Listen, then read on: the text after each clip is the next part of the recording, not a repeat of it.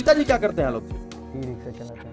E rickshaw चलाते हैं। Revision का कितना योगदान रहता है? रिवीजन कैसे बच्चों को करना चाहिए या नहीं करना चाहिए? रिवीजन के लिए रटना छोड़ के उसको समझिएगा ना तो ज्यादा आपको बेनिफिट देगा। ध्यान दीजिएगा इस बात को। बहुत सारे बच्चे रट्टा मार लेते हैं, मैथमेटिक्स का आंसर तक रट्टा मार लेते हैं। उन सभी बच्चों के लिए ये चीज है। अच्छा, एक चीज और सवाल पूछना चाहेंगे आपसे। बहुत सारे बच्चों के दिमाग में रहता है कि अभी तो सिलेबस स्टार्ट हुआ है, एग्जाम फरवरी में है, दिसंबर से पढ़ने का काम है। ऐसा बात नहीं, हम लोग जो थे शुरू से ही पढ़ते थे, मतलब एग्जाम का खबर नहीं था। फिर दूसरा जो कोचिंग होती थी तो तैयार भी नहीं जमा, केवल प्रिंस सर के पास में आता। हेलो एवरीवन, कैसे हैं आप लोग? क्या हालचाल? उम्मीद करते हैं सारे लोग बढ़िया होंगे, जबरदस्त होंगे, शानदार होंगे। प्यारे बच्चों, मैं प्रिंस सर और आप सभी प्यारे बच्चों का स्वागत करता हूं अपने इस चैनल पर। 12th का रिजल्ट आ गया है और काफी सारे बच्चे जो हैं खुश हैं क्योंकि रिजल्ट काफी अच्छा रहा है। वहीं पर कुछ बच्चे नाखुश भी हैं क्योंकि उम्मीद के अनुसार उनके रिजल्ट नहीं रहे हैं। तो उन सभी प्यारे बच्चों को मैं बताना चाहूंगा कि नाखुश होने की आवश्यकता नहीं है, क्योंकि एक परीक्षा फल आपके करियर को, आपकी जिंदगी को कभी भी सफल नहीं बना सकता। अभी आगे कई ऐसी सीढ़ियां आएंगी जो आपको चढ़नी होगी। हर एक सीढ़ी पर अलग लड़ाई है, उन सभी लड़ाइयों को लड़ना होगा और आगे वाली लड़ाइयां थोड़ी कठिन जरूर होंगी, थोड़ी महत्वपूर्ण जरूर होगी, लेकिन उम्मीद करता हूं कि आप सभी लोग उसमें सफल होंगे। प्यारे बच्चों, इस 12th की परीक्षा की लड़ाई में कुछ बच्चों ने बहुत बढ़िया से लड़ाई लड़ी और उम्मीद से बेहतर करके दिखाया। आप सभी लोगों ने सुना होगा कि मैथ्स में 100% मार्क्स आया है। बहुत ब्रिलियंट मैथ्स का स्टूडेंट रहा होगा तभी लाया होगा, लेकिन बहुत सारे ऐसे विद्यार्थी आपको मिल जाएंगे जो मैथ्स में 100% स्कोर करते हैं। लेकिन क्या कभी आपने सोचा है कि फिजिक्स में भी 100% मार्क्स को सिक्योर किया जा सकता है? झटका लगा ना? हमारे साथ, हमारे बीच ऐसा ही एक विद्यार्थी है जिसने 70 में 70 लाकर इतिहास रच दिया। बेटा, फिजिक्स में 70 नंबर का पेपर होता है जिसमें 35 ऑब्जेक्टिव होते हैं, 35 का थियरी पेपर होता है और वो बच्चा 35 में 35 ऑब्जेक्टिव भी सही किया और 35 में 35 जो थियरी पेपर लिखा जाता है उसमें भी 35 स्कोर किया और 70 में कितने आ गए? 70। ये विद्यार्थी जैन कॉलेज से पढ़ा हुआ है। कॉलेज में नामांकन जैन कॉलेज से था और कॉलेज वाले ने 2 नंबर प्रैक्टिकल में काट लिया, जिसकी वजह से इस बच्चे का स्कोर 98 रहा। 100 में 98। मैं बिहार सरकार से दरख्वास्त करना चाहूंगा कि अगर ऐसे बच्चे जो 70 में 70 ला देते हैं, उनको प्रैक्टिकल में भी 30 में 30 मिलना ही चाहिए ताकि उनका स्कोर 100 हो जाए। तो आज इस वीडियो में हम उसी विद्यार्थी से चर्चा करेंगे, बात करेंगे कि उसने तैयारी कैसे करी थी, कैसे पढ़ा था, क्या स्किल रहा, क्या स्ट्रैटेजी रहा और किस तरीके से उसने अपनी तैयारी को करते हुए इस मुकाम तक पहुंचा। उन विद्यार्थी जो 2026 में एग्जाम देने वाले हैं वो जरूर इस वीडियो को देखेंगे। तो मैं स्वागत करता हूं आलोक कुमार का। आइए आलोक जी। Hello everyone. सबसे पहले मेरा आप सबको नमस्कार। मेरा नाम आलोक कुमार हुआ। मैंने इस वर्ष 2025 में इंटरमीडिएट में मैंने फिजिक्स में 70 में 70 अंक हासिल किए हैं। इसका श्रेय मैं अपने गुरु प्रिंस सर को देना चाहता हूँ। देखिए आलोक जी, ये बताइए, एक मिनट थोड़ा सा रूट दीजिएगा।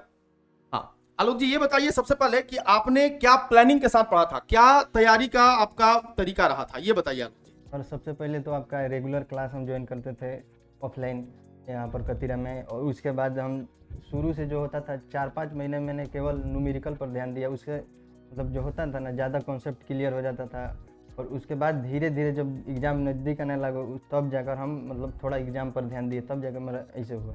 अच्छा, तो ऑब्जेक्टिव कैसे तैयार किया था आपने? ऑब्जेक्टिव ज़्यादातर आपके लाइव क्लास से हुआ है। Live class. अच्छा, ये बताइए कि क्या वो बच्चे जो ऑनलाइन क्लास नहीं कर पाते हैं, जो लगातार ऑफलाइन क्लास पे ध्यान देते हैं, वो लगातार ऑफलाइन क्लास पे ध्यान, उन लोगों के लिए क्या संदेश देना चाहेंगे? नहीं, ऑफलाइन भी ठीक है, लेकिन अपने और कॉन्सेप्ट को मजबूत करना चाहते हैं तो प्रिंस सर का जरूर ऑब्जेक्टिव सेशन ज्वाइन करें। बच्चा का कहना है कि ऑब्जेक्टिव सेशन को आप स्ट्रॉन्ग करना चाहते हैं, ऑब्जेक्टिव को और ज्यादा मजबूत करना चाहते हैं, तो उसका रेगुलर प्रैक्टिस बहुत ज्यादा जरूरी है। अच्छा, ये बताइए, 5 नंबर वाले सवालों से बहुत ज्यादा डर लगता है बच्चों को। हाँ, लेकिन जो हुआ ना आपके सब क्लासेस से था बस। अच्छा, क्लासेस से था, मतलब कि बच्चा रेगुलर तैयारी किया है, रेगुलर कॉपी को रिवाइज करते रहा। अच्छा, रिवीजन का कितना योगदान रहता है? रिवीजन कैसे बच्चों को करना चाहिए या नहीं करना चाहिए? रिवीजन के लिए रटना छोड़कर उसको समझिएगा ना तो ज्यादा आपको बेनिफिट देगा। ध्यान दीजिएगा इस बात को। बहुत सारे बच्चे रट्टा मार लेते हैं, मैथमेटिक्स का आंसर तक रट्टा मार लेते हैं। उन सभी बच्चों के लिए ये चीज है। अच्छा, एक चीज और सवाल पूछना चाहेंगे आलोक जी हम आपसे। बहुत सारे बच्चों के दिमाग में रहता है कि अभी तो सिलेबस स्टार्ट हुआ है, एग्जाम फरवरी में है, दिसंबर से पढ़ने का काम लगाएंगे। ऐसा बात नहीं, हम लोग जो थे शुरू से ही पढ़ते थे, मतलब एग्जाम का फोकस नहीं रहता था, लेकिन जो होता था अपने सब्जेक्ट को मजबूत करते थे शुरू से ही। मतलब कि प्रारंभिक महीने से ही आपको ये सोच के चलना होगा कि आने वाले फरवरी में एग्जाम ना होकर अगले महीने में ही एग्जाम है, ऐसा आपने सोच के काम किया था? हाँ, यही था बात। अच्छा, अपने प्यारे भाइयों को क्या संदेश देना चाहेंगे आलोक जी? मैं यही कहूँगा कि आप अगर ऑफलाइन नहीं आ सकते हैं तो सर के पास ऑनलाइन आइए। आपको मैं खुद बोलता हूँ कि मतलब आज तक मैं फिर दूसरा जो कोचिंग हुआ फिजिक्स के पैर भी नहीं जमा है, केवल प्रिंस सर के पास मैं अब तक पढ़ा। और ये बताइए कि जैसे ऑफलाइन में बच्चे बोलते हैं कि फिजिक्स बहुत टफ है, फिजिक्स बहुत हार्ड है, क्या सच में फिजिक्स हार्ड है? हार्ड है तो उसके लिए प्रिंस सर तो है। ये बच्चों का सबका सवाल का आंसर सिर्फ प्रिंस सर है कि प्रिंस सर है तो फिजिक्स आसान है। अच्छा, ये 5 नंबर वाला जो जैसे आपको 3 तारीख को पेपर था ना आप लोगों का फिजिक्स का एग्जाम, 5 को था। अच्छा, जो भी उसके 1-2 दिन पहले हम 5 नंबर वाले सवालों का कुछ आप लोगों को भेजे हुए थे। क्या वो महत्व मतलब आप लोगों के लिए वो हेल्पफुल रहा था? हेल्पफुल था। देखे तो हम मिलाए तो सारा था वही, मतलब एग्जाम में आया था, लेकिन हम बहुत पहले ही सब कर चुके थे। मतलब वो आखिरी का इंतजार ही नहीं किया था बच्चा, उसने सोचा ही नहीं कि आखिरी में क्या पढ़ना है। सारी चीजें तो पहले से ही पढ़ के रखे हैं, सारी चीजें पहले से ही तैयार हैं, तो फिर काहे ला इतना मेहनत करना है भाई? फिर से केवल आपने कॉपी को लगातार रिवाइज करा और उसी का ये रिजल्ट है। और टेस्ट यस, ये पॉइंट है। टेस्ट जो है बहुत महत्वपूर्ण है और हमारा बच्चा बोलता है कि टेस्ट बहुत ज्यादा इंपॉर्टेंट है। और बाबू इसी चूंकि ये 98 लाए हैं, हम चाहते हैं कि इस बच्चे को माला से हम लोग स्वागत करें। ये आलोक जी जो हैं भदवर गांव के रहने वाले हैं, ग्रामीण इलाके से। पिताजी क्या करते हैं आलोक जी? ई रिक्शा चलाते हैं। ई रिक्शा चलाते हैं, ध्यान दीजिएगा, ई रिक्शा चलाते हैं पिताजी, इतना मेहनत करते हैं। और ये बच्चा ई रिक्शा चालक का पुत्र, फिजिक्स में 70 में 70, 100 में 98, समझ रहे हैं? जब ये क्लास में पढ़ता था उसी वक्त मुझे यह आभास था कि ये अच्छा करने वाला है, क्योंकि जब ऑफलाइन क्लासेस में आप पढ़ते हैं ना बेटा, और ऑफलाइन क्लास में जो बच्चा सवाल पूछने लगे, जो टीचर को बीच में रोकने लगे, समझ लेना कि वो एक दिन अपना काम करके ही रहेगा। और उसी बहुत सारे बच्चों में से जो ऐसा करते हैं उनमें से एक है ये आलोक जी। बहुत अच्छा लगता है जब हमारे बच्चे इतना अच्छा काम करते हैं। आलोक जी सुने होंगे, पिताजी तो बहुत खुश हुए होंगे कि बच्चा का 98 आया है। पिताजी खुश थे, दादा खुश थे, सब कोई घर में खुश था। कितना आया? 500 में कितना आया है? 441। मेरा यह मानना है ना कि जितने भी बच्चे 85% से ऊपर ला रहे हैं, जितने भी बच्चे 85% से ज्यादा ला रहे हैं ना, वे एक कैटेगरी में आते हैं। क्योंकि ये जो फिजिक्स में, ये केमिस्ट्री में, ये जो प्रैक्टिकल वाला गवर्नमेंट कॉलेजेस जो है नंबर कम दे देते हैं ना, प्रैक्टिकल का नंबर मिलना चाहिए थ्योरी पेपर के नंबर के हिसाब से, मेरा यह मानना है। आपका क्या मानना है कमेंट बॉक्स में जरूर कमेंट करिएगा। दूसरी बात, बहुत सारे बच्चे ऐसे हैं जो 70 में 70 ला दिए, 68 ला दिए, 67 ला दिए, 66 लाए हैं, लेकिन प्रैक्टिकल में 22 मिल गया है, 24 मिल गया है, जिसकी वजह से उनका मार्क्स जो है प्रभावित रहा है, उनका परसेंटेज जो है प्रभावित रहा है।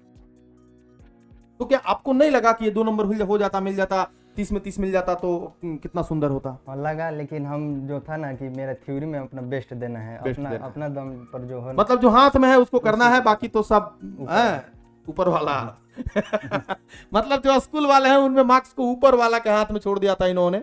फिर भी 28, चलिए ठीक है। अच्छा, प्रैक्टिकल का बिहार सरकार में किसी तरह का कोई प्रोग्राम है नहीं, फिर भी ये प्रैक्टिकल में मार्क्स जो है किस आधार पे देते हैं? मुझे नहीं लगा, हम तो एक्सपेक्टेशन किए थे कि मतलब 21-22 आएगा इतना, लेकिन अच्छा ही दे दिया, 28 दे दिया। मतलब उम्मीद से बढ़ के ये भी नहीं लगा था कि मिलेगा ना, ये भी नहीं लगा था। अच्छा ये देखिए। अच्छा, प्रैक्टिकल में कैसे क्या पूछा था आपसे? प्रैक्टिकल में क्या पूछा था? वही नॉर्मल सवाल पूछा था। नॉर्मल सवाल पूछा था, प्रकाश के परावर्तन से। वही प्रकाश के परावर्तन से सारे जवाब दिए होंगे आपने? पूरा। फिर भी 28 मिला, 30 मिलना चाहिए था। मिल जाता तो 100। एक बच्ची हमारे पास से और है जो 70 में 70 लाई है, लेकिन उसका प्रैक्टिकल में 29 मिल गया है, जिसकी वजह से ये 1 नंबर उससे ज्यादा हो गई है। लेकिन दोनों बराबर हैं, दोनों ही बराबर है, क्योंकि हमने 70 में 70 पढ़ाया, बच्चा लिखा 70 में 70। अब प्रैक्टिकल में किसी को 22 मिल जाए, किसी को 30 मिल जाए, तो वो तो अलग बात है, उसमें हम लोग कुछ नहीं कर सकते। बट 98 वाले, 97 वाले, 99 वाले, कोई भी हो, 70 में आपने कितना स्कोर किया, यही मैटर करता है। समझ के बात को?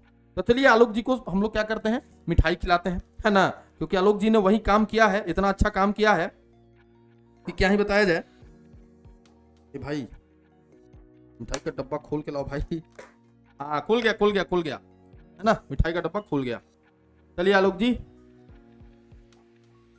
बहुत बहुत बधाई हो आलोक को, है ना।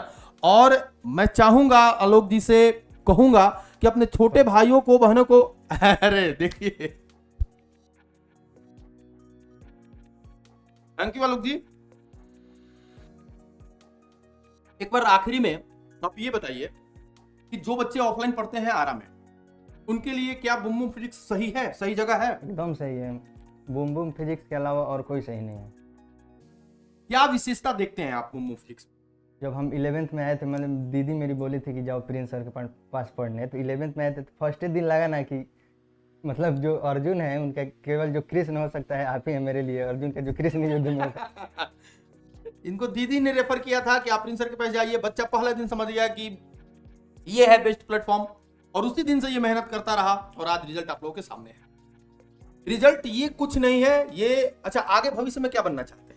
भविष्य में मेरा जो है ना बहुत स्टेप बाय स्टेप है, मतलब पहले छोटा लक्ष्य है, उसके बाद मीडियम, उसके बाद पूरा मतलब प्लानिंग है सब चीज का? प्लानिंग के साथ। अच्छा, तो क्या प्लानिंग, अगला प्लानिंग क्या है, अगला क्या टारगेट ऐसे रखा? अभी जो एयरफोर्स नेवी जो होता है, छोटा जॉब पहले, उसके बाद जो टाइम बचेगा उससे उससे बड़ा, फिर उससे बड़ा। अरे वाह, मतलब जॉब में पहले तो इनका प्लानिंग है कि पहले घर की आर्थिक स्थिति को सुधारा जाए, पापा का ई रिक्शा चलाना छुड़ाया जाए, यानी कि एयरफोर्स और नेवी, एनडीए, इन सब में ट्राई किया जाए बढ़िया से। उसमें अगर हो जाता है तो टाइम मैनेजमेंट करके वहां से कुछ अच्छे जॉब की तैयारी करा जाए, है ना। तो बहुत बहुत बधाई आलोक को, और मैं उम्मीद करता हूं कि आने वाले दिनों में 1 साल के अंदर ये बच्चा नौकरी लेके रहेगा। क्या बोलते हैं? यस सर, पक्का? पक्का सर। और मैं बता रहा हूं कि इन लोगों की सेवा के लिए ही मैं एयरफोर्स और नेवी की ऑफलाइन बैचेस शुरू करने जा रहा हूं, ये ऐसे ही बच्चों के लिए, है ना। तो आलोक जी एक बार फिर से बता दीजिए कि आप अपने छोटे भाई बहन को क्या संदेश देना चाहें?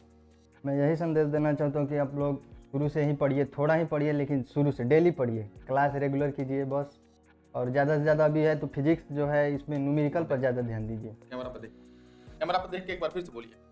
अभी जो है आप लोग जो 2026 में, अभी लगभग में 10 महीना टाइम हो गया, या मतलब 9 महीना ही टाइम होगा, अभी 4-5 महीना केवल न्यूमेरिकल पर ज़्यादा ध्यान दीजिए फिजिक्स में जो है, फिर उसके बाद एग्जाम वाला जो डेफिनेशन होता है बच्चा बोलता है कि एग्जाम में तो न्यूमेरिकल नहीं आता है, तो फिर काहे ला पढ़ेंगे न्यूमेरिकल? न्यूमेरिकल जो पढ़ेगा उसी का 70 में 70 रहेगा, और किसी का नहीं आएगा। तो ये झूठ है, न्यूमेरिकल नहीं आता है बोलता है, न्यूमेरिकल नहीं आता है सर, थ्योरी आता है, काहे न्यूमेरिकल पढ़ा रहे हैं। बहुत सारे टीचर जो है कमेंट करते हैं कि प्रिंस सर न्यूमेरिकल ज्यादा बनवाते हैं, काहे ला न्यूमेरिकल पढ़ा रहे हैं, थ्योरी पढ़िए, थ्योरी आता है। क्या बोलना चाहेंगे इस पे? फिजिक्स है तो न्यूमेरिकल ही ना, फिजिक्स का है, मतलब जो फिजिक्स का कलेजा बोलते हैं वो न्यूमेरिकल ही है।